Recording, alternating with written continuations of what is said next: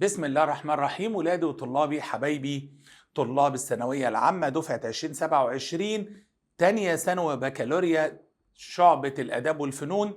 هنبقى مع بعض في مادة علم النفس والاجتماع. ما تقلقوش يا أبطال، مادة جميلة ولذيذة وسهلة بندرسها بقالنا سنين، الناس بتقفلها معانا، لكن عايز أبشرك وأقول لك إن هي مادة خفيفة وجميلة وهتستفيد منها في حياتك العملية في الواقع. هتستفيد ازاي تتعامل مع الناس، وازاي ليه ردود افعال الناس مختلفة في الموقف الواحد، انواع الشخصيات، اتعامل مع الناس ازاي. حاجات كتير طول ما احنا شغالين مع بعض هنستفيد منها. اللي انا عاوزه منك، انا عايزك اشترك معايا على قناة اليوتيوب، فعل بقى معايا كده علشان كل ما يخص المادة دي ان شاء الله هنزله لك هنا، من تقييمات اسبوعية، مراجعات شهرية، امتحانات، كل اللي انت عايزه. هنفرم مع بعض المادة دي، انتوا شهادة من الدرجة، وانا بحب الشهادة، طول عمري شغال مع الشهادة. فخدوا بالكم بقى، عايزين نعمل نتائج كويسة كده، ويبقى عندنا اوائل جمهورية واوائل محافظات واوائل ادارات ومدارس زي ما انا متعود كل سنة مع طلابي. خلاص يا ابطال، ان شاء الله باذن الرحمن من اسوان الاسكندرية هنحقق مع بعض نتائج هايلة، وهنقفل علم النفس والاجتماع وهنستفيد منها ان شاء الله علشان بعد كده في حياتك الجامعية. تعالوا يا ابطال، يلا صلى على النبي كده في الكومنتات كده، وركز معايا وقول لي انت فهمت والدنيا عامله معاك ايه. تابعني علشان كل جديد يوصلك. هنسمي الله، بسم الله الرحمن الرحيم. احنا هنتكلم دلوقتي عن ماده علم النفس والاجتماع. بالنسبه لماده علم النفس، ماده جميله جدا وشيقه، بستفاد منها في الحياه العمليه. انا استفدت منها كتير، ازاي اتعامل في الحياه العامه وفي الحياه العمليه مع طلابي، ازاي اجمع بين ان الطالب يحترمني وفي نفس الوقت يذاكر ويحبني، يخاف مني احيانا، ياخدني اخ كبير احيانا. الحاجات دي كلها انا استفدتها من علم النفس لان بتعامل مع طالب في فترة مراهقة. تمام. بالنسبة للمادة، المنهج الجديد بتاع تانية ثانوي بكالوريا مش مختلف كتير عن المناهج اللي درسناها بقالنا كام وعشرين سنة. يعني دفعة 26 تانية ثانوي اللي خلصت هو نفس المنهج بنسبة 90%. واخد بالك؟ حاجات بسيطة، سطور زادت، سطر اتشال، كلام بسيط ما فيهوش أي حاجة، لكنها مادة سهلة جدا جدا جدا وهتشغل دماغك وهتحبها. يلا نسمي الله كده. الراجل في الأول بيقول لك إن مادة علم النفس في الباب الأول لها 4 مواضيع. ما علينا، مفيش مشكلة. أول موضوع عندي بيقول من الفلسفة إلى المعمل. الراجل بيسألك سؤال وبيفهمك بما انك هتبقى طالب جديد في مادة. بيقول لك كيف نشأ علم النفس. يحاول الإنسان منذ القدم أن يفهم نفسه والآخرين. زي لماذا يغضب بعض الناس بسرعة؟ هو ليه بعض الناس بتزعل بسرعة؟ هتفهم انت الكلام ده من علم النفس. في شخص انطوائي وشخص انبساطي وشخص هستيري وشخصية دونية، شخصية انطوائية وشخصية طبيعية. هنشوف الكلام ده. طيب ليه بيختلف سلوك الأفراد في الموقف الواحد؟ يعني إيه؟ يعني ليه في فروق فردية في ردود الأفعال حول الموقف الواحد؟ يعني ليه ممكن تبقى ظاهرة واحدة أو موقف واحد تتعرضوا له انتوا 4 5 أصدقاء، كل واحد منكم رد فعله مختلف عن الآخر؟ هنعرف الكلام ده. السبب في اختلاف ردود الأفعال أكيد شخصية كل واحد، الشخصيات مختلفة. تمام. الأسئلة اللي احنا قلناها دي شغلت هذه الأسئلة عقول الفلاسفة والعلماء عبر العصور، فحاولوا تفسير سلوك الإنسان ويفهموا الدوافع. شايف دي هي اللي بتيجي قبل دي. كل سلوك لابد له من دافع، يعني ده اللي رقم 1 وده اللي رقم 2. لولا الدافع ما كان السلوك. لو ما فيش دافع ان انت تصحى علشان خارج مع اصحابك، تمام، ما كناش شفنا سلوكك انك تصحى لوحدك. الدافع، او انك عندك دافع تلحق الحصة ونازل سنتر، سلوك الجري اللي انت جريته كان الدافع له، كان سببه ايه؟ ان انت متأخر وانا عايز الحصة دي بحبها. طب لو ما فيش دافع وانا نازل للحصة وللسنتر متأخر ما كنتش هاجري وكنت همشي طبيعي. يبقى كل سلوك لابد له من دافع. يبقى الدافع شيء داخلي، هنشرحه معاك ما تقلقش، هيبقى في الباب الثاني. الدافع شيء داخلي هو اللي بيدفعك تقوم بسلوك معين. تمام. مع مرور الزمن تطورت هذه المحاولات حتى ظهر علم اسمه علم النفس. نفسك دي منظومة فيها جانب نفسي اللي هو السيكولوجي، وجانب جسمي اللي هو الفسيولوجي. نفسك دي بتتأثر بالجانب الاجتماعي اللي هو السوسيولوجي. شخصيتك دي مين بيخليها كده؟ البيئة والأسرة والتربية والتنشئة والدين والعادات والتقاليد والقيم، صح ولا ايه؟ فكل ده بيأثر في سلوكك وبيأثر في نفسيتك. فعشان كده احنا عايزين ندرس نفسك بس بطريقة علمية مش بطريقة عشوائية. عايزين ندرس السلوك الإنساني دراسة ايه؟ برافو عليك، سامعك وانت بتتكلم، علمية. انا ما ينفعش ادرس سلوك الفرد سلوك عشوائي، اسمه علم النفس. يعني نفسك اللي بين جانبيك دول احنا هندرسها بطريقة علمية. علمية يعني هيبقى في منهج علمي، يعني هيبقى في ملاحظة وتجربة وفرض فروض واعمل اختبارات، زي ما هستخدم مناهج علمية، منهج تجريبي شبه تجريبي، الاستبطان. هنشوف الحاجات دي زي ما بنعالج مشكلات المجتمع بالمناهج العلمية. خلاص كده؟ فاحنا هنا الراجل بيشرح لك، انا لسه في مقدمة، بيقول لك في هذا الدرس هنتعرف ازاي نشأ علم النفس، ادي واحد. كيف تطور عبر العصور، ادي اتنين، ومر بكم مرحلة، 3 مراحل هندرسهم دلوقتي، لغاية ما بقى علم مستقل له منهجه الخاص بيه ومدارسه الخاصة بيه واتجاهاته الخاصة به. فالراجل بيقول لك كل ده مش مذاكرة ولا حفظ، انا معاك لسه بنقول بسم الله. بقول لك في احد الفصول الدراسية لاحظ المعلم موقفا لافتا للنظر، ان في طالبان الاتنين حصلوا على الدرجة النهائية، على الدرجة نفسها يعني في احد الاختبارات، يعني الاتنين مثلا جايبين 30 من 30، 20 من 30، المهم ان الاتنين جايبين نفس الدرجة، لكن احدهما كان سعيد والاخر كان قلق وغير راضي رغم حصوله على نفس الدرجة. طب وهو ايه ده؟ برافو عليك، ممتاز، برافو عليك. انا سامع بنت وولد شاطرين جدا بيقولوا لي ما هي دي الفروق الفردية في ردود الافعال. اشكرك، برافو عليكم. طبعا انا بتكلم لسه في مقدمة مش بشرح، فانا باخدك واحدة واحدة. احنا الاتنين، انت وزميلتك، انت وزميلك، كل واحد جاب 25 من 30، الاتنين جايبين زي بعض في درجة الامتحان. واحد قلقان جدا جدا وزعلان ومتضايق، والتاني فرحان او بيقول انا مبسوط او بيقول انا راضي عن الدرجة. ايه الفرق بين الاتنين؟ شخصيات. الفرق بين الاتنين الفرق طالما رد الفعل اختلف من فرد الاخر، اذا ده بيدل على الاختلاف ولا التشابه في الشخصيات؟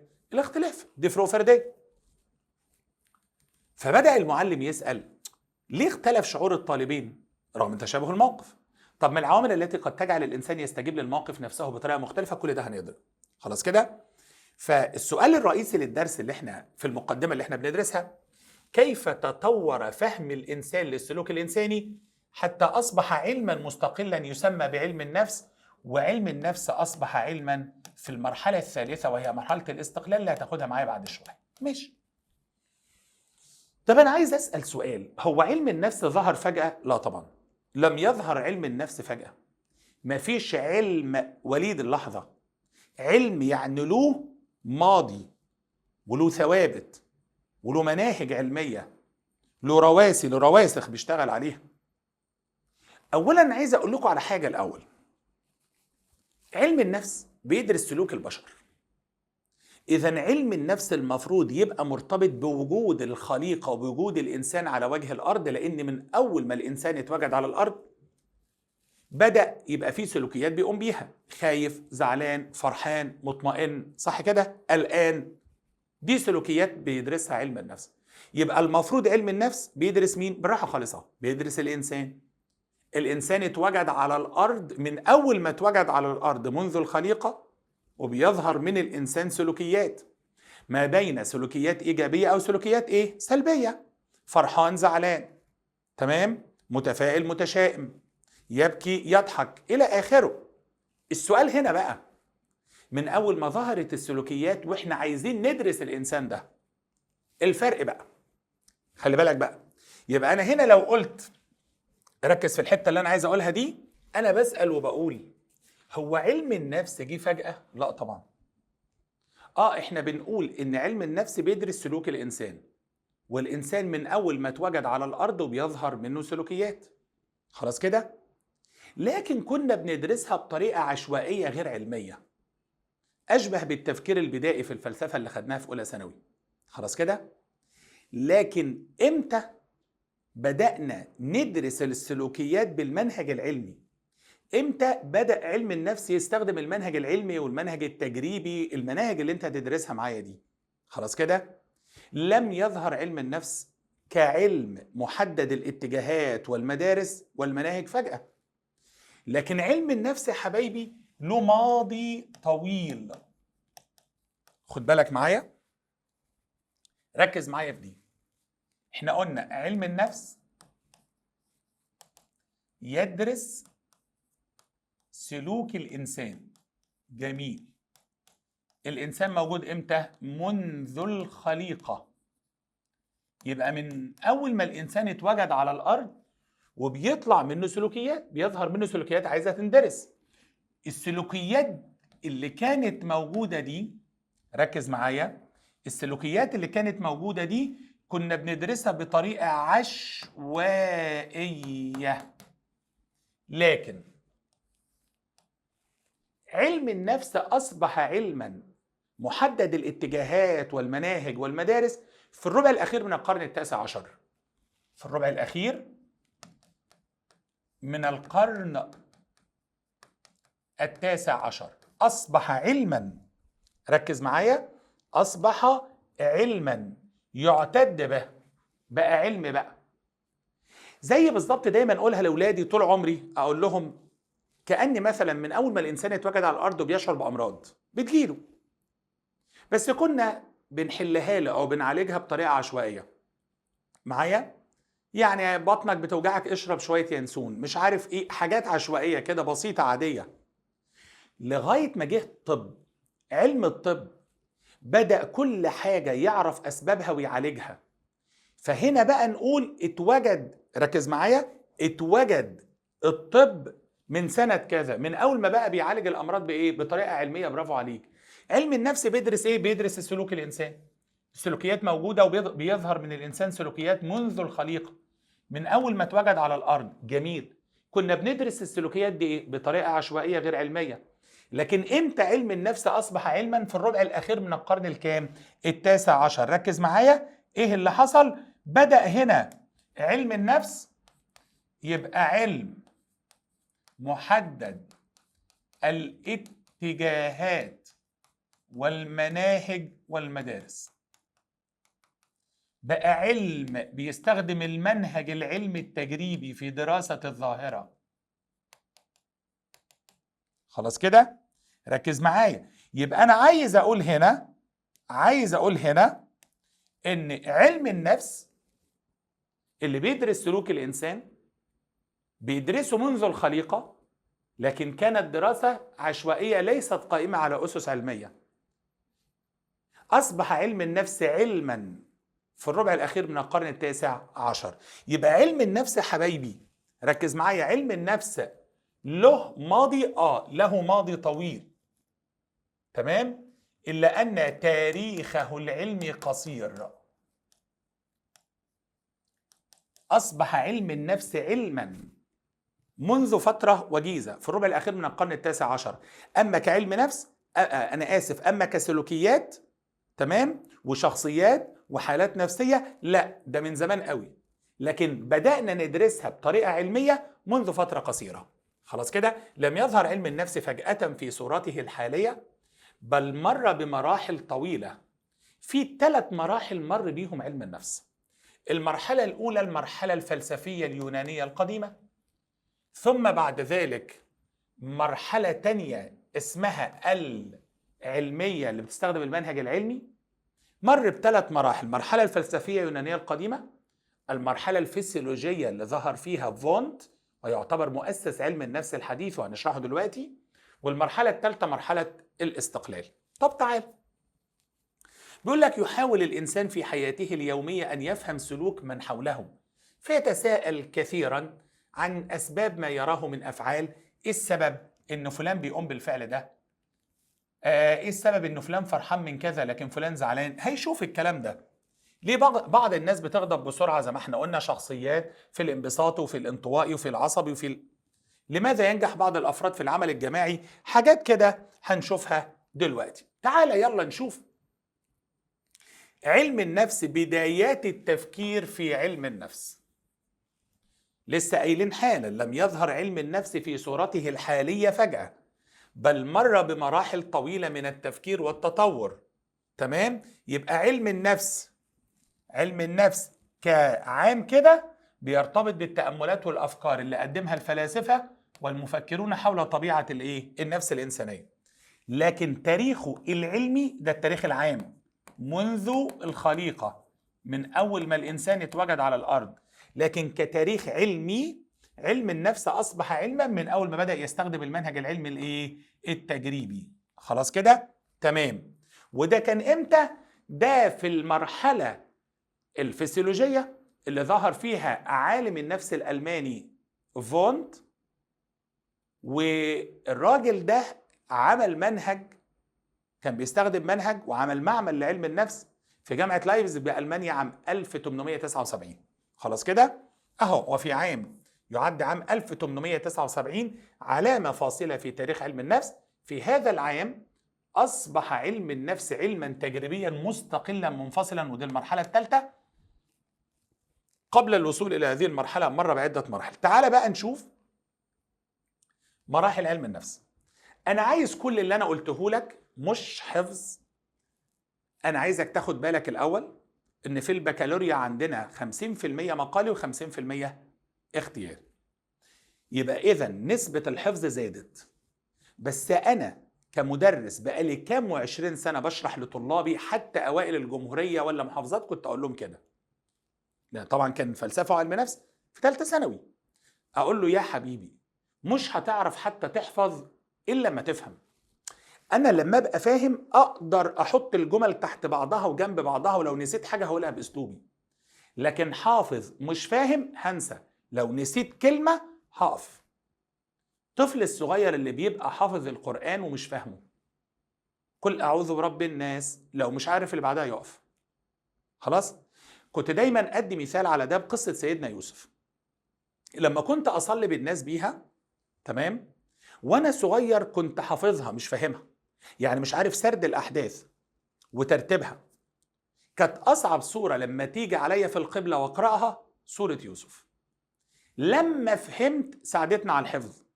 الأول إخواته هيغيروا منه، وبعدين هياخدوه يلعب يقولوا الذئب أكله، بعد كده حد معدي عزيزة مصر هياخده، بعد كده يربيه في بيته، بعد كده تراوده زوجاته، يرفض يروح السجن، يلاقي الناس الملك عايز حد يفسر له الحلم. صح كده؟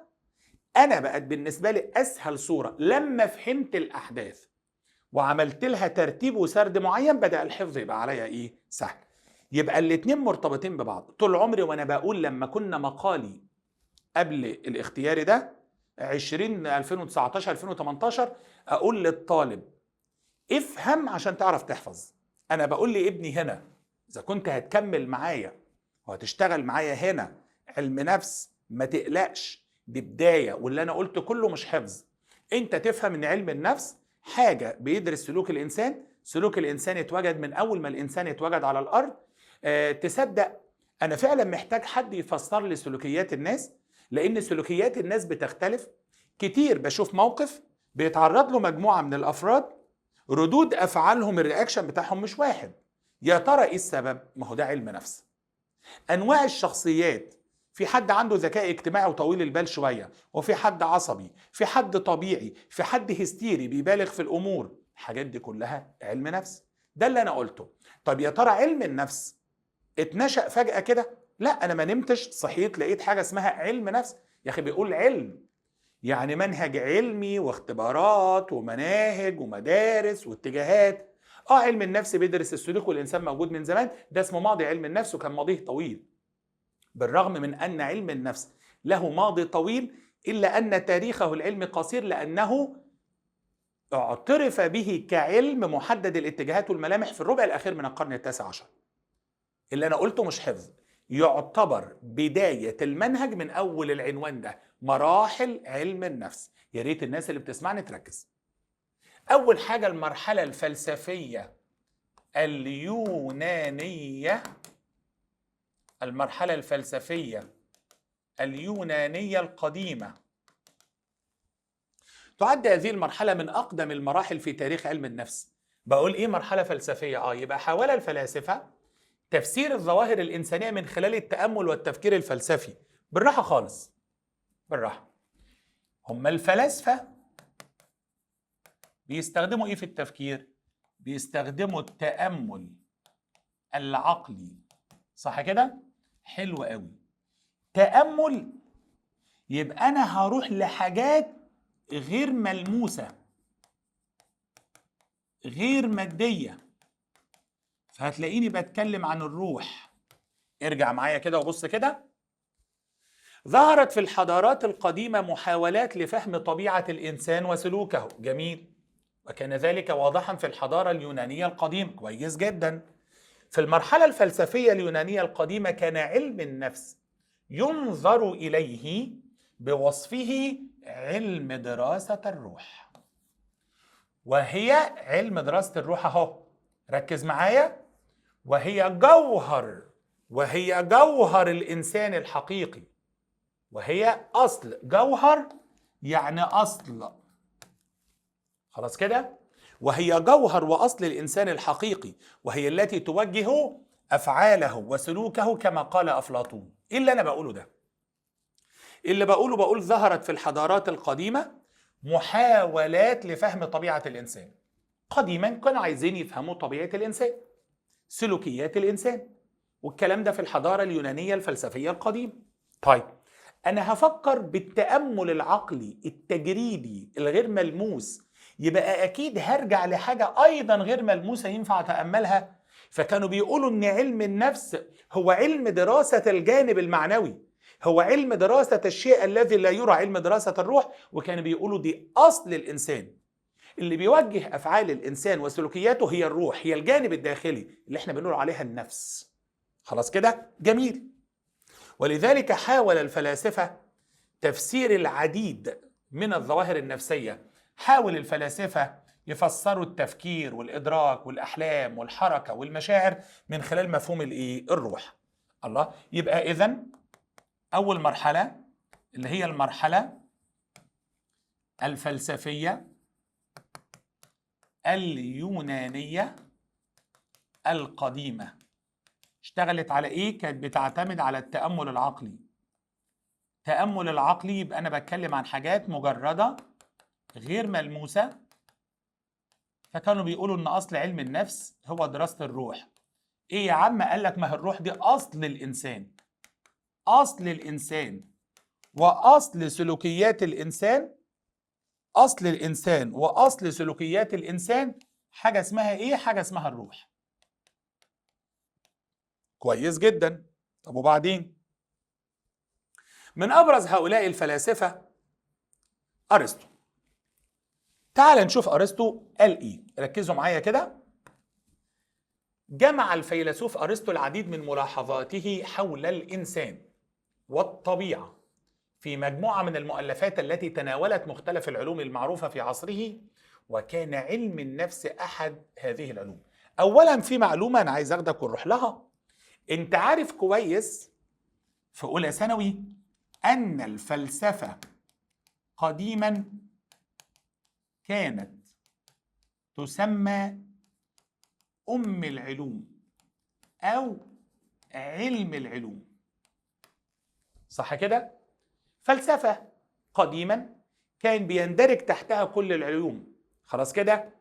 علم نفس، علم اجتماع، فلك، كله تحت العلوم، حتى علم الموسيقى، خلاص كده؟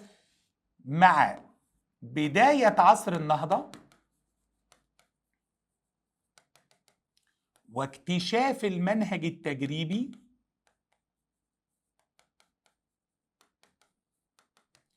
وازدياد مبدأ التخصص بدأت العلوم تنفصل شيئا فشيئا، يعني واحدة واحدة بدأت العلوم تنفصل شيئا فشيئا عن الفلسفة. انفصلت أول حاجة العلوم الطبيعية، كيمياء فيزياء أحياء كده، واستخدمت المنهج العلمي التجريبي. ثم توالت بعد ذلك العلوم في الانفصال. لم يبقى مع الفلسفة سوى 3 موضوعات رئيسية وفرعية. الكلام ده في فلسفة سنة أولى لو أنت فاكر. طب أنت ليه بتكتب الكلام ده؟ عشان لما ارجع لك تاني، ركز معايا، عشان لما ارجع لك تاني واقول لك خد بالك ليه ارسطو ضمن مؤلفاته واهتماماته علم النفس. لان كلمة فيلسوف الفلسفة قديما كانت بتدرس كل العلوم. الفيلسوف هو الذي يدرك في جميع المجالات. لذلك لما تبص على افلاطون، تمام، فيلسوف ورياضي، ولما زار مصر وضع نظرية هندسية في الأهرامات، تمام كده. لما تبص على الفارابي، فيلسوف مسلم ورياضي، مرقب بتلميذ أفلاطون، وموسيقي هو اللي اخترع آلة القانون، خلاص كده إلى آخره. عايز تقول إيه؟ عايز أقول إن كلمة فيلسوف كانت كلمة جامعة لجميع العلوم، خلاص كده. وكلمة بيتفلسف دي بنقولها على مين؟ بنقولها على الشخص اللي بيعرف في مجالات كتيرة. تكلمه في رياضة يقول، في سياسة يقول، في فن يقول، في دين يقول، صح كده؟ جميل. كنت عايز أوضح النقطة دي عشان تاخد بالك منها كويس قوي، محتاجها. طب تعالى تاني بقى.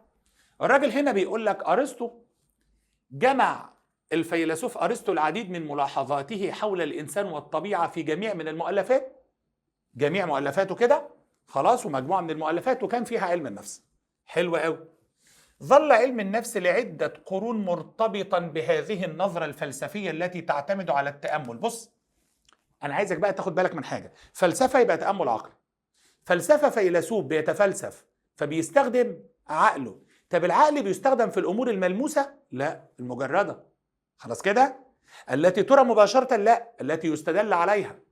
فأول مرحلة أنا عايزك تفهم بالراحة عشان تعرف تحفظ لي بعض الأفكار، لأن إحنا خلاص بقى عندنا مقالي. بص حبيبي، المرحلة الأولى اسمها المرحلة الفلسفية اليونانية القديمة. أنا بتكلم عن فلسفة، يبقى أكيد الأمثلة بتاعتي فلاسفة، أرسطو، أفلاطون. جميل.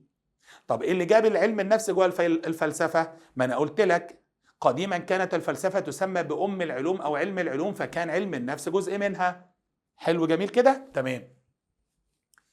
بيقول لك علم النفس بقى مرتبط بالفلسفة فبيعتمد على التأمل لعدة قرون، خلاص كده، الذي قد يجعل العلماء فيما بعد يبحثون عن طرق علمية. بص الكلام ببساطة، المرحلة الفلسفية لسه أنا قايلها لك تعتمد على التأمل العقلي، والتأمل العقلي بيدرس حاجات مجردة غير ملموسة لا ترى. فبالتالي علماء النفس أو الناس بدأت تقول لا، إحنا عايزين نبحث عن حاجة علمية، مش حاجة عشوائية تعتمد على تفكير كل واحد وتأمل كل واحد. لا، احنا عايزين نوصل لحاجة واحدة. جميل. مثال عشان أأكد لك اللي أنا بقوله، في المرحلة الأولى اللي هي الفلسفية اليونانية القديمة، كان أفلاطون يرى أن أفكار نفس الإنسان وروحه، أفكار نفس وروحه، أيوة، تؤثر بشكل كبير في تكوين. هاخد بقى نفس الإنسان وروحه واروح بيهم وأقول لك إن هم لهم دور في استجاباتك، تكوين استجاباتك وسلوكياتك. الله. حبايبي طلاب أولى وتانية ثانوي، إذا كنت أنت أولى فلسفة ومنطق أو تانية بكالوريا، ما تقلقش، أنا معاك يا حبيبي. سواء علم نفس ما تقلقش برضو معاك. إن شاء الله الناس اللي بتسألني على وبتبعت لنا على المنصة هتبدأ إمتى يا دكتور؟ ما تقلقوش، إن شاء الله رب العالمين إحنا هنبدأ أول محاضرة لنا يوم السبت بإذن الرحمن 15/8. مفيش مشكلة. بس اللي أنا عايز أقوله، خد بالك إن أنا في شغل الأونلاين كأنك على أرض الواقع في السنتر. عندي ميني تيست كل محاضرة، بنتابع موالي الأمر. لو ما شفتش المحاضرات بنحذرك مرة واتنين، وفي التالتة بنقفل عليك المحاضرة الجديدة، مش هتشوفها ولا تسمعها إلا ما تسمع اللي قبلها. فإحنا مفيش هزار. إذا كنت أولى عايزين نحقق درجة نهائية، إذا كنت تانية فشهادة 100 درجة، مفيش هزار. 1 من 10 بيفرق معاك، بيفرق معاك في الكلية، وانت عارف الكلام ده كويس وشايفه. فإن شاء الله النتيجة الهائلة اللي حققناها السنة اللي فاتت مع أولادنا هنزود عليها برضو بعض الأوبشنز كده علشان الناس تعرف تتواصل معايا. أول حاجة انا هتواصل معاك مباشرة، انا اللي هرد على اسئلتك، ابعت لي حتى لو الفجر من خلال الارقام اللي هتظهر قدامك. تمام كده؟ 015 0 348 30 30 012 2 407 20 24. هتبعت لي. عايز تتصل بيا مباشرة، انا برضو معاك، انا اللي هرد عليك وهرد على استفساراتك مباشرة. ابعت لي لو حتى الفجر، انا معاك. خلاص كده؟ هنحدد كل حاجة وهنقول لكم التفاصيل كلها لما تبقى معانا على خير. يبقى المرحلة الفلسفية، الفلاسفة، شوف كده المثال ده، أفلاطون بيقول إيه؟ أفكار نفس الإنسان، نفسك أنت وروحه اللي كانت في المرحلة الفلسفية اليونانية القديمة، بتأثر في تكوين استجاباتك اللي هي ردود أفعالك. الاستجابة اللي هي رد الفعل. خلاص كده؟ في حاجة اسمها مثير، هناخد الكلام ده مش هقدر أشرحه دلوقتي. المثير اللي هو السبب، النتيجة اللي هي رد الفعل. خلاص؟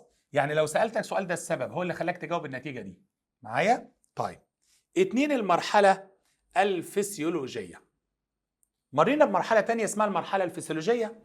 بقول لك المعرفة العلمية تقدمت في القرن ال19. العلوم الطبيعية زي الكيمياء زي الفيزياء، أيوة مالهم؟ بدأوا يتقدموا. خلاص كده؟ المرحلة الفسيولوجية وساعات يسألك عنها بمرحلة علم وظائف الأعضاء. وفسيولوجي يعني جسمي. فسيولوجي يعني جسمي. وانا مش عايز اشرح واطول، هتاخد معايا في فروع علم النفس وفي مجالاته مجال وفرع اسمه علم النفس الفسيولوجي، ازاي جسمك واعضاء جسمك لها تأثير على سلوكياتك. فهديك مثال بسيط جدا وارجع لك بسرعة. الغدة الدرقية لو افرزت زيادة تعمل ايه عندك في سلوكياتك؟ زيادة في العصبية، زيادة في التنفس، وهقف هنا. خلاص؟ طب لو افرزت اقل، قلة رغبة في عمل، دوخة، برودة الأطراف، قلة النشاط، صح كده؟ قلة رغبة في الطعام. بس أنا هنا بس رميت الحتة ده عشان أفهمك إن فعلا كلمة فسيولوجي اللي هو جسمي، علم وظائف الأعضاء، أعضاء جسمك لها دور في شخصيتك، لها دور في سلوكياتك. فالراجل بيقول لك هنا المرحلة دي بدأت تتطور العلوم الطبيعية جدا. إحنا طبعا عشان نعرف ليه العلوم الطبيعية اتطورت، السبب إن هي استخدمت المنهج العلمي التجريبي. برافو عليك، انا شايف ناس مركزه معايا. قالت لي حضرتك كنت كاتبها هنا. انفصلت العلوم الطبيعيه لما بدات بدا عصر النهضه. نهضنا ليه في اوروبا؟ بسبب المنهج التجريبي. كويس، نرجع تاني لموضوعنا. دفع هذا التطور اللي العلوم الطبيعيه وصلت له، دفع هذا التطور العلماء خلاهم يفكروا ما احنا ممكن احنا كمان نتطور زيهم وندرس الظواهر النفسية بطريقة علمية زي شبه الطريقة اللي درسوا بها الظواهر الطبيعية. فهمت؟ العلوم الطبيعية زي الكيمياء والفيزياء اتطورت. ايه السبب؟ استخدمت المنهج العلمي التجريبي. جميل. جه الناس المتخصصين في علم النفس قالوا طب ما احنا ممكن نتطور احنا كمان ونرتقي ونتقدم بعلم النفس. هتعملوا ايه؟ شوف الناس اللي اتقدمت وسبقتنا دي استخدمت ايه؟ قلت لهم استخدموا المنهج العلمي التجريبي. قالوا طب ما احنا كمان نستخدمه. فممكن نطور علم النفس ونتقدم بيه لو احنا كمان استخدمنا الايه؟ المنهج العلمي التجريبي وتشبهنا بالعلوم الطبيعيه. فبدأ علم النفس يقترب واحده واحده تدريجيا من العلوم الطبيعيه، خاصه علم وظائف الاحياء اللي هي ايه؟ علم وظائف الاعضاء اللي هو علم الاحياء، تمام، البيولوجي، الذي يهتم بدراسة عمل أجهزة الجسم المختلفة مثل الجهاز العصبي والحواس، الغدد. الحاجات دي كلها في جسمنا حبايبي لها دور في سلوكياتنا. أسهم هذا الارتباط في انتقال علم النفس من المرحلة القديمة اللي هي التأمل الفلسفي إلى مرحلة جديدة تعتمد على الملاحظة والتجربة في دراسة السلوك. جميل جدا، كويس كويس. تعال بقى نشوف المرحلة الفسيولوجية اللي هي المرحلة الثانية اللي مر بها علم النفس. أنا عايز أقولها تاني أنا وولادي تاني. مرحلة الفسيولوجية، علم وظائف الأعضاء. إيه اللي حصل؟ لقينا العلوم الطبيعية زي الكيمياء والفيزياء اتطورت. برافو عليك. إيه السبب؟ استخدامهم المنهج العلمي التجريبي. ممتاز، أحسن أبطال، برافو. تمام كده؟ فبدأ علم النفس يقول أنا كمان عايز أتطور زيهم. قلنا له بس هم استخدموا المنهج، برافو كمل، التجريبي. إحنا كمان هنستخدم المنهج التجريبي. من هنا بقى بداية علم النفس التجريبي. على يد مين؟ على يد العالم الألماني فونت. فونت ده يا جماعة مؤسس علم النفس الحديث. فونت أنشأ فونت أول معمل تجريبي لعلم النفس في جامعة لايبزيج بألمانيا عام 1879.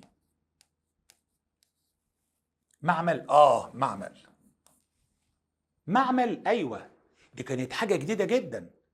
معمل هندرس فيه الإنسان، أيوة هندرس فيه سلوكيات الإنسان طبعا ونعدلها ونعالجها، أيوة. إزاي؟ هتعرف دلوقتي علشان ما بقاش سبقت الشرح. واحدة واحدة مع بعض. يمثل هذا المعمل نقطة تحول مهمة في تاريخ علم النفس، فقد نقل دراسة النفس من التأمل الفلسفي اللي هي المرحلة الأولى الفلسفية اليونانية القديمة إلى بحث علمي منظم اللي هي المرحلة الثانية التجريبية اللي هي الفسيولوجية. بدأ العلماء يدرسوا الظواهر النفسية باستخدام أدوات وأساليب علمية. إزاي؟ زي الناس. ما أنا في المرحلة دي تشبهت بالعلوم الطبيعية، بدأت أستخدم المناهج العلمية في دراسة الظواهر النفسية. فبدأنا نستخدم أدوات وأساليب علمية زي الملاحظة، التجربة، القياس. تركزت أبحاث فونت على موضوعين: الإحساس والإدراك. الإحساس والإدراك دول يا حبايبي هندرسهم مع بعض في الوحدة الثالثة في حاجة اسمها باب اسمه العمليات المعرفية. موجود من زمان، من سنة 2099 واحنا بندرسه للعلم وللأدب. العلمي كان بياخد علم نفس، وكان عندهم الباب الثالث اسمه كده العمليات المعرفية. وهتدرس معايا في الباب ده علم نفس اسمه علم النفس المعرفي. العمليات المعرفية زي، بالراحة معايا كده، زي الإحساس والانتباه، الإدراك، التعلم، الذاكرة، ولو نسيت هيبقى النسيان. الحاجات دي اسمها العمليات المعرفية. يعني ايه العمليات المعرفية؟ يعني العمليات اللي بقوم بيها عشان اعرف الحاجة اللي قدامي. خلاص كده؟ اول حاجة الإحساس اللي هي الحواس. استخدم احساسات حواسي، مش الإحساس اللي عنده إحساس يعني اللي عنده دم، لا. الإحساس عشان اعرف اي حاجة اشوفها، ادي حاسة، اشمها، اسمع، اقول، اتذوق، احس البرد، احس الحر، احس التوازن، هقع اهو وانا واقف على رجل واحده، احس بحركه جسمي وانا في عربيه بتاخد ميل جامد او دوران. فاهمني؟ كل ده هتدرسه معايا في الاحساس. بمر بعمليات احساس، فلما احس بحاجه اقوم انتبه لها، اشوفها بعيني فانتبه، ده اسمه الانتباه. بعدها ادرك، لا الناس اللي بتجري دي مش مشكله، ده بيلعبوا، مفيش خناقه ولا حاجه. خلاص كده؟ يبقى الاحساس جه، الانتباه ركزت، ادركت ان موضوع عادي، وهكذا. اركز مع المستر، احساس بحواسي كلها، شايف، سمعه، بقول وراه، مركز، ايوه، يبقى انا انتبهت، اجبرت عقلي وجميع حواسي تركز. ادركت يعني فهمت، الادراك يعني فهمت اللي بيقوله، يقوم يدخل الذاكره. بعد كده لما يجي يسالني افهم، وهكذا بقى. هنقول الكلام ده، بس لازم افهمك ان الاحساس والادراك من العمليات المعرفيه. ما بقدرش اسيب نقطه، ومش هينفع اسيب نقطه يا جدعان. شهاده 100 درجه، مفيش هزار. انسى اولى ثانوي وانسى الكلام ده. وبذلك بدأنا ندرس بهدف فهم العمليات العقليه المرتبطه بالشعور والتفكير. جميل قوي. فونت تركزت أبحاث فونت في المعمل على 3 محاور. ده ينفع سؤال لوحده، سؤال مهم جدا. يجي يقول لك اذكر محاور دراسة فونت وأبحاثه. خلي بالك يا باشا عشان بقى عندك ايه؟ مقالي. 1 الإدراك الحسي، 2 الطبيعة النفسية، 3 زمن الرجعة. خلاص كده؟ ركز معايا. يعني ايه 1 عمليات الإدراك الحسي؟ بيقول لك العلاقة بين المثير، تمام، والاستجابة. بيقول لك وهي دراسة كيفية استقبال الإنسان للمثيرات ويفسرها. مثال، يقصد الإدراك بالحواس بشكل مباشر، زي إن أنا أشم برفم معين فأتذكر اسمه. خلاص كده؟ أو إضافة أنواع الإدراك الحسي، الرؤية، السمع، اللمس، التذوق، الشم يا جماعة دي حواس ودي إحساسات هندرسها في درس الإحساس. أول حاجة عمليات الإدراك الحسي، هاتها من على الشمال. تحس فتدرك، أحس اللي هي الحواس. أشوف فأدرك إن الناس بتعيط ده في مشكلة، أو الناس بتضحك ده يبقى في حاجة عادية.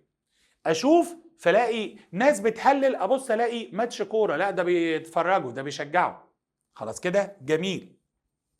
2 الطبيعة النفسية، هذاكر فيها ايه 3 كلمات. العلاقة بين المثير والاستجابة، قول ورايا يلا. العلاقة بين المثير والاستجابة، العلاقة بين المثير والاستجابة، العلاقة بين المثير والاستجابة اسمها ايه؟ اسمها الطبيعة النفسية. يعني ايه؟ المثير انا لسه قايل لك السبب، والنتيجة الاستجابة النتيجة. خلاص كده؟ لازم يكون في علاقة بينهم، لازم يكون في علاقة بين المثير والاستجابة. أنا وطيته عملت كده واحد بيحدفني، تمام؟ لكن أنا عملت كده وداخل عليه، ده حبيبي وما شفتوش من زمان وهو كمان مقابلني وهي وهنسلم على بعض. في سبب يؤدي إلى نتيجة. أنت قاعد دلوقتي بتسمعني وأنت مش مركز، مش هتفهم. في علاقة ما بين السبب والنتيجة. مش مركز فما فهمتش. مركز جدا معاك، تصدق انا فهمت، ده علم النفس ده ماده لذيذه. مركز ده السبب اهو، كانت نتيجته ان انا مبسوط وشايفها ماده عاديه. فالطبيعه النفسيه هي العلاقه بين المثير والاستجابه. مثال دراسه العلاقه بين انك تسمع خبر نجاحك ورد فعلك فرحان وتتنطط. خلاص، لما نتنطط بعد ما منتخب مصر يجيب جون، ده ايه؟ ده استجابه. السبب الجون اللي دخل. السبب اسمه المثير، والاستجابة اللي بتيجي بعده اسمها الايه؟ برافو عليك، النتيجة.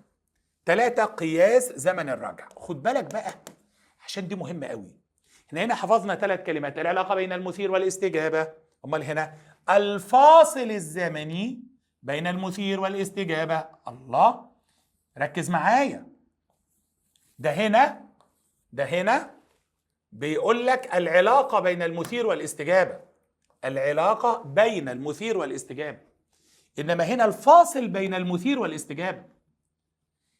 بص يا حبيبي، هنا بيقول لك قياس زمن يعني الوقت، الزمن يعني الوقت، يبقى الفاصل الزمني بين المثير والاستجابة. أنا عايز أعرف هو قياس زمن الرجع، هفهمك كل حاجة. بيبين شخصيتك، ذكائك، طب ما تفهمني الفاصل أو الوقت اللي أنت هتستغرقه لما المثير يحصل، الزمن والوقت اللي هتاخده بعد ما المثير يحصل السبب، رد فعلك اللي هو النتيجة الاستجابة. الفاصل ده بيبين حاجات كتير في شخصيتك. أديك مثال بسيط جدا ونرجع لموضوعنا. الإنسان السوي الطبيعي تقول له اسمك إيه؟ اسمك إيه؟ مجرد ما تخلصها اسم إبراهيم، اسم محمد. طيب لو واحد عنده متأخر عقليا، اللي احنا بنسميه بالبلدي متخلف عقليا، متأخر ده عندنا في علم النفس التأخر العقلي، وله مستويات وأقلها العته. يعني كلمة معتوه دي مش شتيمة، لما ممكن واحد نصنفه في علم النفس على أنه يصاب أو يعاني من العته العقلي، يعني أقل الدرجات. ركز بقى، لو جبنا ناس مختلفة في التأخر العقلي، في واحد لما أقول له اسمك إيه يقعد 3 ثواني وبعدين يقول لي اسمي أحمد. واحد تاني أقول له اسمك إيه يقعد 10 ثواني وبعدين يقول اسمه في 10 ثواني، وعينه تعمل كده، اسمي أحمد. صح كده؟ أنت بتسمعني وبتضحك، بس هو ده اللي بيحصل، وأنت هتقول له جميل كده. الفاصل الزمن اللي أنت بتستغرقه ما بين المثير والاستجابة بيبين شخصيتك وذكائك وقوتك وحاجات كتير. وأنا دلوقتي بسألكم ما المقصود بعلم النفس؟ هو علم دراسة السلوك. خلاص؟ علم دراسة السلوك الإنساني والحيواني ردا على مختلف المثيرات. قول لي تاني علم النفس. هو علم، والله كنت فاكرة هو علم، اللي أعرفه إنه هو علم. هو علم يعني دراسة علم دراسة هل ده بذكاء ده؟ هل ده مذاكر زي ده؟ هل الاستذكار هنا واحد؟ هل درجة، فهمتني؟ رد الفعل الزمن اللي انت بتستغرقه كلما كان قليل كلما كان دليل على قوتك، ذكائك، شخصيتك. لذلك في الكليات العسكرية في كشف الهيئة ممكن يصمم لك موقف يقول لك وريني رد فعلك على طول. يعني انا فاكر ان واحد قال لي مرة وهو في الهيئة بيسأله اللي قدامه أسئلة غريبة، فعايز يشوف رد فعله، سرعة البديهة، ذكائه بيبان من رد فعله ان يكون الفاصل الزمني بسرعة قليل. فقام قال له انزل عوم بسرعة، قام قال له تبوع عشان هطرطش عليك. شفت ذكاء الطالب ده؟ على طول تخيل ان هيعوم، قام قايل له رد فعل. طب لو واحد تاني قال له عوم، قام قال له اعوم فين؟ خلاص ده سقط، ما عندوش سرعة بديهة. خلاص. قياس زمن الرجع، الزمن الذي يفصل المثير والاستجابة. مثال: الزمن الفاصل بين سؤال المدرس للطالب وبين رده اللي هو الاستجابة. السؤال هيبقى المثير والرد هيبقى الاستجابة. فالراجل بيقول لك فونت لما عمل معمل عام 1879، بعد عام 1879 كانت بداية ظهور علم النفس كعلم تجريبي مستقل. علل ليه؟ علل بقى عند حضرتك أسئلة مقالية يا فندم.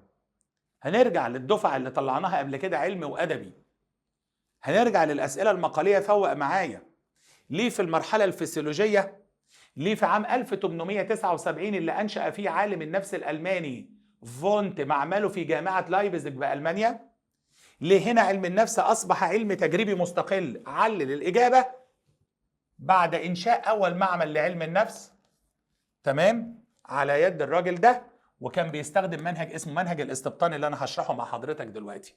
خلاص كده؟ جميل. مثال: دراسة أثر زيادة نسبة هرمونات معينة أو نقصها أو اختلال تركيبها على السلوك الإنساني. زي ما أنا قلت لك الغدة الدرقية لو أفرزت زيادة تعمل إيه، لو أفرزت نقصان تعمل في سلوكياتك إيه.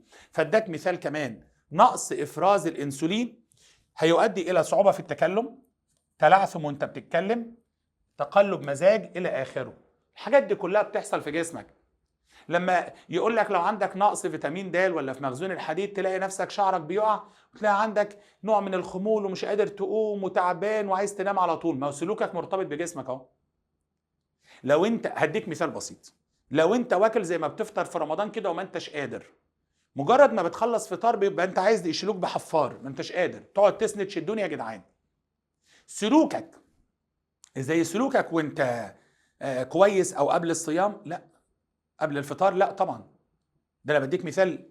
فاي انسان جسمه واعضاء جسمه والغدد اللي جوه جسمه لها تاثير في سلوكياته. خلاص كده؟ تمام. يلا. ثالث مرحله عندي اسمها المرحله الثالثه الاخيره اسمها مرحله الاستقلال. يبقى المرحله الاولى المرحله الفلسفيه اليونانيه القديمه، المرحله الثانيه المرحله الفسيولوجيه، ودي اعظم مرحله اللي ظهر فيها فونت مؤسس علم النفس الحديث، ولسه مخلصينه عشان ما نطولش. المرحله الثالثه اسمها مرحله الفلسفيه اليونانيه القديمه. بيقول لك بعد الجهود التي بذلها العلماء في ربط علم النفس بالعلوم الطبيعيه، لكن في المرحله اللي فاتت لسه مخلصينها في المرحله الفسيولوجيه، حلو، بدأ يظهر اتجاه جديد يدعو إلى أن علم النفس عايزينه علم إيه مستقل. له موضوعه ومنهجه. شكرا. معنى أن أنا بقول مرحلة الاستقلال وعلم النفس هيستقل، يبقى هيبقى له حاجتين لوحدهم: هيبقى له موضوع ومنهج. هيبقى له موضوع خاص بيه هو لوحده، وهيبقى له منهج خاص بيه. عشان أنا استقليت يا جماعة، بقيت بدي في سنتر لوحدي بتاعي، فبقى ليا مكان وليا اجهزتي الخاصه بيا. معايا؟ شفت لما اخوك او اختك تتجوز، اخوك لما يتجوز يستقل في شقه لوحده، بقى له بيت لوحده، دولاب لوحده، فهمني؟ استقل عن اوضتك خالص اهو. مرحله الاستقلال هي اخر مرحله التي طالب فيها علماء علم النفس بان يستقل تماما علم النفس عن الاثنين اللي قبله. طالب علماء علم النفس أن يستقل علم النفس عن المرحلة الأولى، أنا نسيها اسمها إيه؟ برافو عليك، المرحلة الفلسفية اليونانية القديمة. وطالبوا كمان أنه يستقل عن المرحلة الثانية اللي اسمها ممتاز الفسيولوجية. خلاص مش هيبقى تبع حد، ولا هيبقى تبع الفلسفة ولا علم وظائف الأعضاء. خلاص كده بيولوجي؟ لا لا لا لا لا، علم النفس هيبقى علم مستقل له ملامحه الخاصة به. اهو بقى له موضوع ومنهج. وقد رأى بعض العلماء أن علم النفس لا ينبغي أن يبقى تابعا للفلسفة، هي المرحلة الأولى الفلسفية اليونانية القديمة، ولا علم الفسيولوجيا المرحلة الثانية، بل يجب أن يركز على دراسة السلوك بصورة مباشرة. يبقى موضوعه موضوع دراسة السلوك الإنساني مباشرة. خلاص كده؟ عشان كده موضوع علم النفس هو إيه؟ السلوك أهو. يبقى موضوع علم النفس في مرحلة الاستقلال دراسة السلوك دراسة مباشرة، أي الأفعال والاستجابات التي تصدر عن الإنسان في المواقف المختلفة. جميل. طب ده موضوعه. طب منهجه إيه؟ منهجه الملاحظة والتجربة. يعني منهج علمي، ما هي الملاحظة والتجربة في المنهج العلمي التجريبي. خلاص كده؟ وقد أدى هذا التحول إلى ظهور بقى مدارس واتجاهات مختلفة. الناس اللي سمعوا المحاضرة، عندك جزء مقدمة مش هيتذاكر. طبعا الناس اللي هتكمل معايا يوتيوب ما تقلقش، هتابع معاك كل حاجة، تقييمات اسبوعيه ومراجعات شهريه وكل حاجه هعملها معاك، ما تقلقش خالص. مش معاك، مش هسيبك، انا معاك لغايه ما نوصل لباب اللجنه ونحقق ال100 باذن الرحمن. لازم اكون جزء في رحلتك لكليتك ان شاء الله، زي ما انا متعود على طول مع طلابي ان شاء الله. اما بقى بالنسبه الناس اللي بتبعت لي كتير علشان المنصه وعايزين نشتغل اونلاين، مفيش مشكله، تحت امركم عادي خالص. ان شاء الله المنصه هنعمل لها فيديو تفصيلي، لكن انا بقول لك ما تقلقش، انت هتدخل على منصه الدكتور ابراهيم هنداوي. خلاص كده؟ هرفعها لكم في المونتاج دلوقتي، هتبقى قدامك. هتدخل تسجل انت اولى ولا تانية وتختار وتملى بياناتك، وهنبدأ مع بعض ان شاء الله. اول محاضرة واول حصة فعلية على المنصة هتكون يوم السبت 15/8 بإذن الرحمن. بس قبل ما تشترك معايا اعمل حسابك، انا مختلف شوية وبشد شوية، عشان حرام مش هينفع اضيعك. انت راجل في شهادة، او حتى لو انت اولى ثانوي فلسفة ومنطق، انا ما عنديش مشكلة. لازم تعمل حسابك ان انت هتشد معايا. انا عندي، ركز معايا، عندي من تيست كل محاضرة، هنتابع مع ولي الامر، هرد على استفساراتك، فخد بالك من الكلام ده. خلاص؟ اشوفكم على خير، واشترك معانا يوتيوب علشان كل المحاضرات تجيلك. ربنا يوفقكم وتكون سنة سعيدة عليكم.